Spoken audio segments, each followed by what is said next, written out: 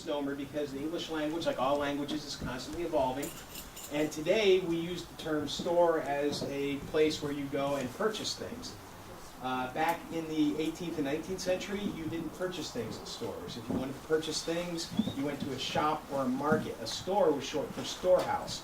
Today we usually refer to it as a warehouse. So when I say this is the fur store, there were no furs being bought and sold here. That was all going on in Europe. This is where the furs that were being collected in that 700,000 square mile area were all coming here to be processed, packaged, and stored to go back to England in the autumn. Now, does anyone here know what the most valuable fur and what really drove the fur trade for 300 years? Beaver, exactly right. So here's a beaver, and this was really the cornerstone of the fur trade. And does anyone know what the beaver pelts were used for? Felt hats. For felt hats, exactly right. You could make an outstanding coat out of beaver, but they could make so much more money out of the felt hats. Now these felt hats, unfortunately, when everybody thinks of a beaver hat, they think of a black top hat, and that's only because this was the last style that was popular, and so there's going to be more of these around than earlier hats. And black is just a very common color because it's very good for funerals and weddings, and it's a formal color. But beaver hats could be made in any size, shape, or color. The large, floppy 17th century hats that people associate with the Three Musketeers, those were beaver felt. George Washington, Benjamin Franklin, and King George III's tri-cornered hats during the Revolutionary War, those were beaver felt. Even the cowboy hats used in the Old West in the post-Civil War were made out of beaver felt. So the beaver felt, or I should say the beaver hair, made a superior felt, which allowed you to make a very superior hat.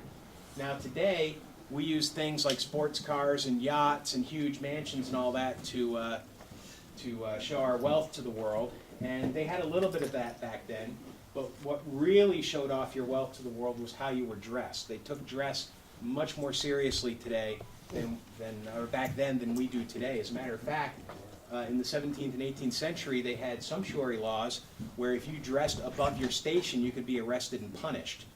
So today you can have millions of dollars and walk down the street in a t-shirt and flip-flops, or you might not have very much money and you could have all counterfeit designer clothes.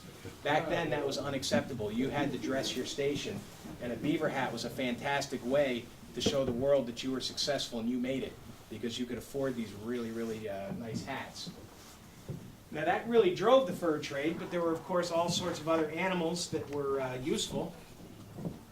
And actually, pass these around and feel free to check these out as I'm talking about them. They are very soft. Quick question. Yes, sir. They talk about Mad Hatters because it was part of the process. Absolutely. When you make a beaver hat, you have to remove the stiff outer guard hairs, those long hairs, and what's left behind is this velvety undercoat. That's what's shaved off. The long hairs are used to stuff furniture. The skin is made into glue. And it's that thin, or it's that real soft, downy fur, underfur, that's turned into a hat.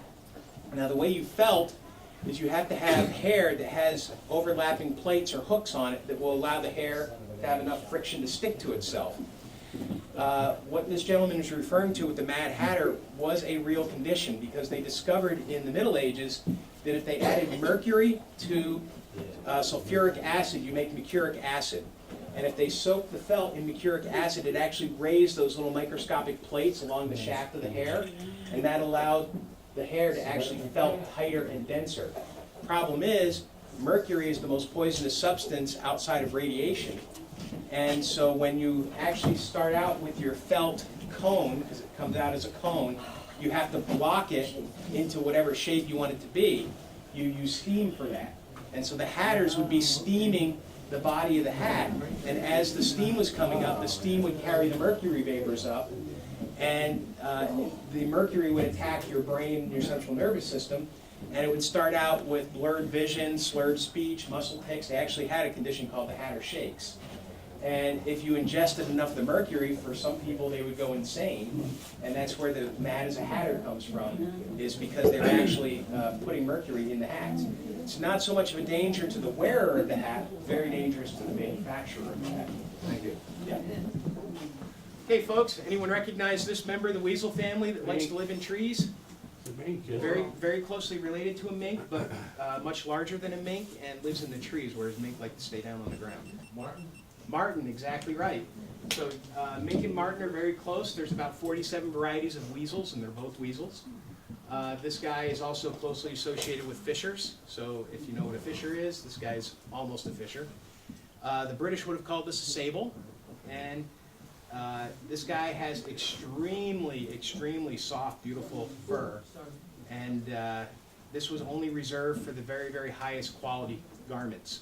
So the working class would not be wearing marten skins. They would be, only the wealthy class would be wearing those. And of course, everyone here probably recognizes this as a red fox. And red fox is very common in North America, also very common in Europe. However, well, this would have been known as a middling type of fur, just because there were furs that were less expensive than this, but there were furs that were more expensive. This was sort of a middle class, middle of the road fur. A lot of really solid winter clothes were made out of red fox. However, there is a difference between European red foxes and North American red foxes in that North American red foxes carry a recessive gene that doesn't exist in the European population.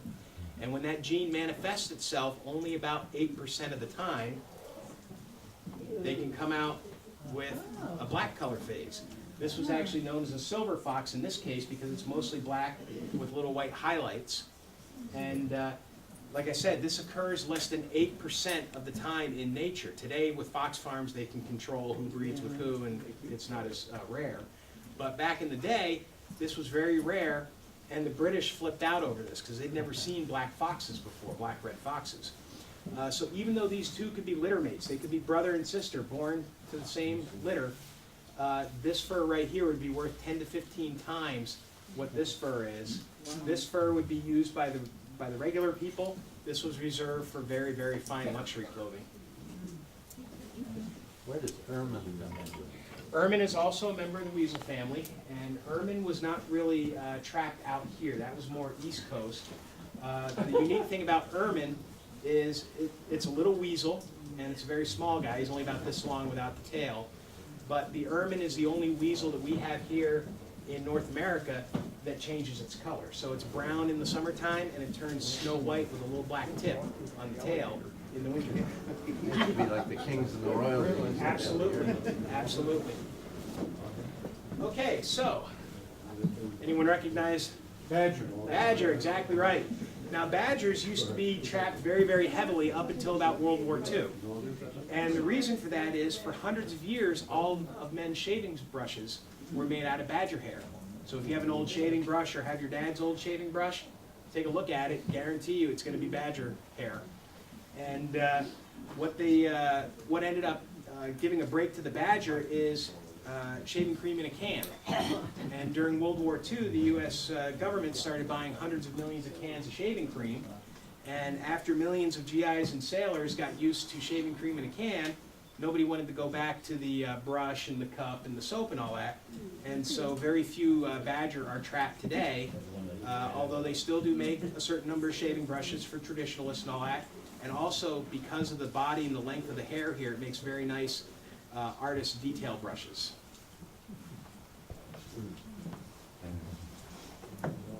Here we have a Beaver.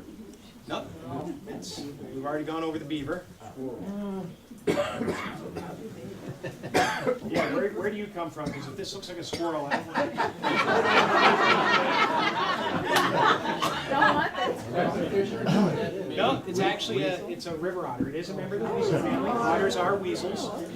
And so this is a river otter. The British would have referred to it as a land otter. Now, when people think of the Pacific Northwest, they often think of sea otters.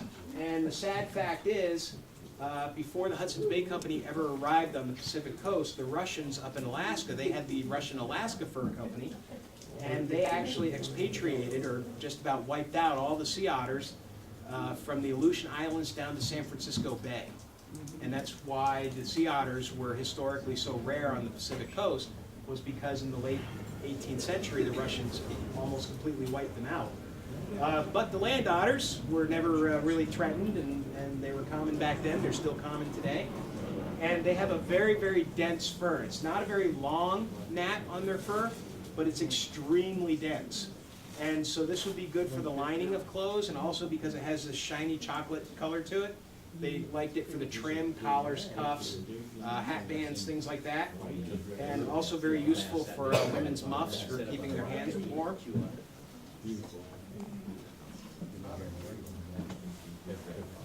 Then we have a couple of common guys here. Raccoon. Raccoon, and then this one's missing his head, so. Lynx.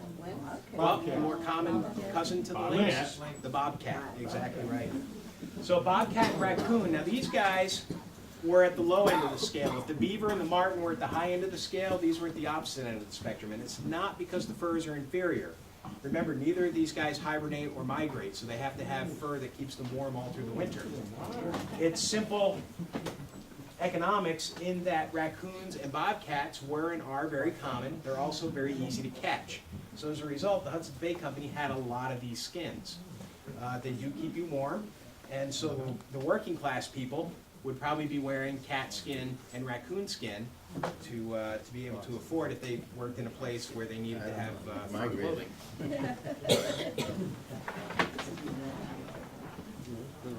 The wolf. This is gray wolf.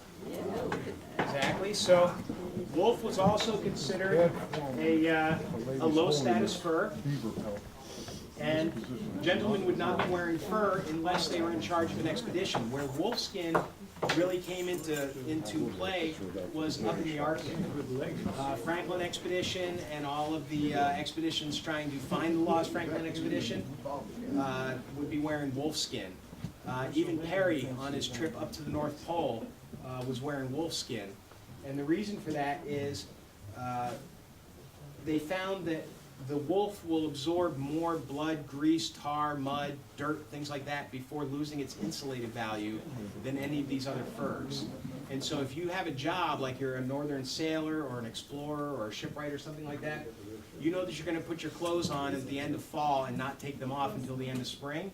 You'll want to wear wolf skin because it'll keep you warmer longer. And then we have the largest land weasel in North America, very closely related to a badger, which is a weasel. Wolverine, exactly right. So this is a wolverine, and Wolverine hair is much like the wolf hair in that it's specialized. This will keep you very, very warm, but it's a very coarse fur, and you know, believe me, it's better than nothing. But they had a specific purpose for this fur, and that is when you have to deal with extremely cold conditions. Of course, every time you exhale, you're exhaling not only carbon dioxide, but water vapor, which is why you can see your breath when it's cold. But when it's really cold, you have to worry about that breath freezing into your clothes. And maybe you've seen pictures, or maybe some of you folks are from colder areas of the country, where you see the ice build up in people's hair and their eyelids and their mustaches and all that. And it builds up in your clothing too. Well, what they found is that the Wolverine hair will freeze, but it won't break when it's frozen. All these other furs, if your breath freezes to the fur and then you go to knock the ice out of it, not only will you knock the ice out, you'll knock the fur out. And so what they found was the Wolverine hair is very, very, very durable. And so even to this day up in Canada and Alaska, you can still purchase really high quality winter clothing that is made with or trimmed with Wolverine hair because they've never found anything better. So that's a short overview of the most common furs they had here.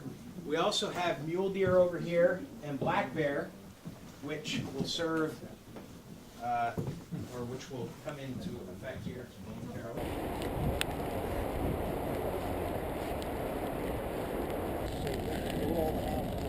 Always keep the